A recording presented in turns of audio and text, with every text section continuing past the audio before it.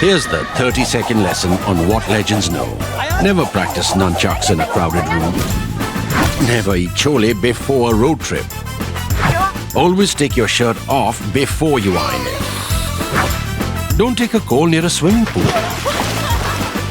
And don't forget, saving is not investing. Legends don't just save, they invest in mutual funds.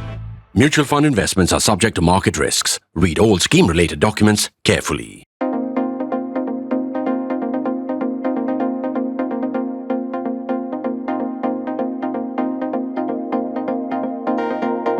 If fate had not dealt her such a rude hand, her and her family, Sushma Swaraj would still be around and she would only be 72, which is really young by the standards of Indian politics.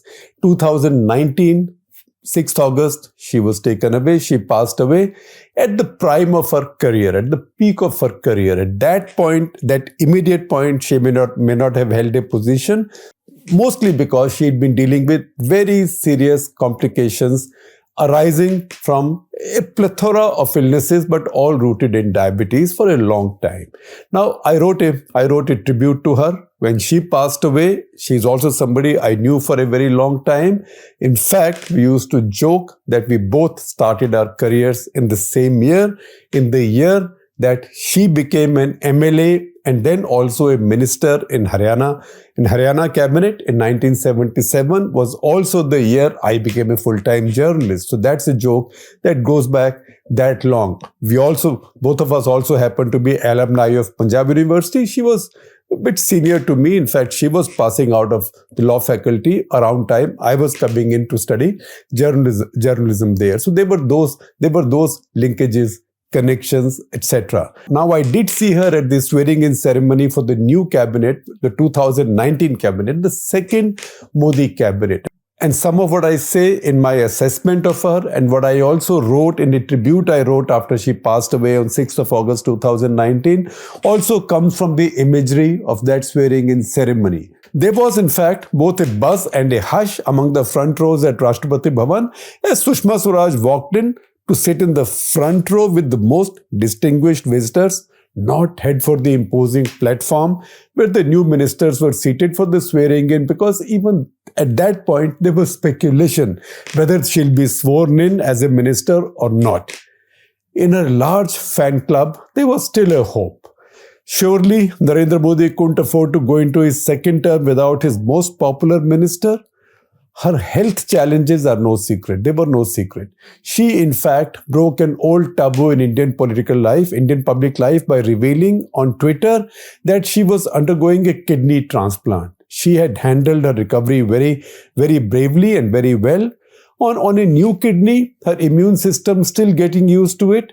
She took on the Pakistanis at the UN, held meetings with her counterparts from across the world, and presented a picture of incredible poise and dignity. Never did a loose word or expression escape her, never a shot fired in anger or exasperation. She made it her instrument to build an entirely new kind of diplomacy, the social media. She made it an instrument to conduct an entirely new kind of diplomacy, reaching out to her compatriots across the world. Her rivals and skeptics did snigger that with Narendra Modi running all of foreign policy, all she was left to do was to resolve passport, visa, immigration issues on Twitter. If there were times when this bordered on being the overseas India's agony aunt, she didn't mind it.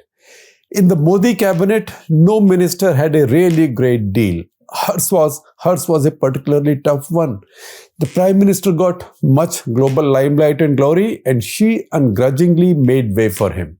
She, never short on charm, repartee, and media adulation, had the old political smarts to read this writing on the wall. She stepped back into a backroom role and never uttered a word about the Prime Minister, other than praise. Having known her since 1977, as I mentioned earlier, the year we both started our careers together in the same small city of Chandigarh, she in politics as the youngest cabinet minister in Devilal's Janata Party government at just 25, and I as a city reporter with the Indian Express. I know her to possess more fortitude and self-respect than most politicians. I am still not quite sure how she would have absorbed the new turn in her 42-year political career. where she received applause as a visitor while her party's third government took oath. This is on the swearing-in ceremony in 2019, in May of 2019. This is particularly so because her successor now as External Affairs Minister was S. Jaishankar, who had served under her for his entire tenure as Foreign Secretary between 2015 to 2018 and as Ambassador to the US before that. So he was reporting to her. Maybe she would have drawn on her phenomenal inner strength and taken it philosophically.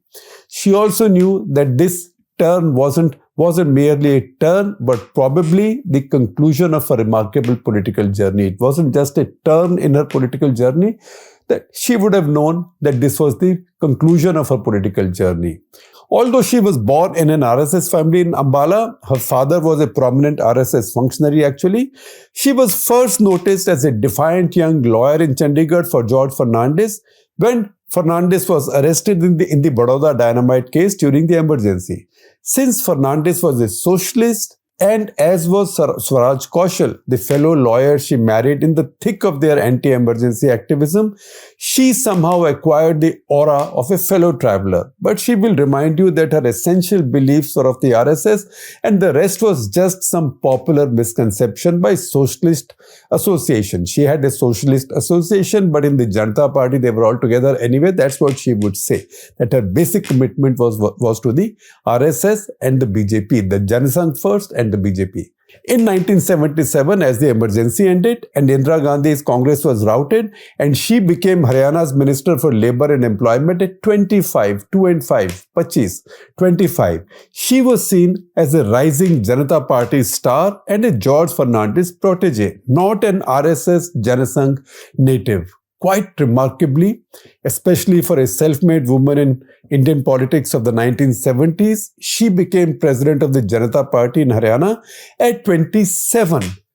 But once the Janata Party broke up later in 1979, she gravitated formally towards the breakaway Janasangh group. Her rise from there on as a self-made non-dynast was phenomenal. We know in 1980, Janasangh was reborn as the BJP. From then on, she did much to convince us that she had bought into the BJP's conservatism, from banishing the dancing Ajanta Apsara from national calendars to banning FTV, Fashion TV, remember, while also railing against condom ads for obscenity, protesting against the sexy Radha song from Student of the Year, Radha Teri Chunri, etc., etc., the explicit scenes of lesbian love between Shabana Azmi and Nandita Das, playing sisters-in-law Radha and Sita in Deepa Mehta's Fire, and more recently her views on surrogacy and her description of a rape victim as Zinda Lash, a living corpse. But that won't make her your usual regressive BJP conservative. There are a dozen aspects of her life and track record that tell you she was different.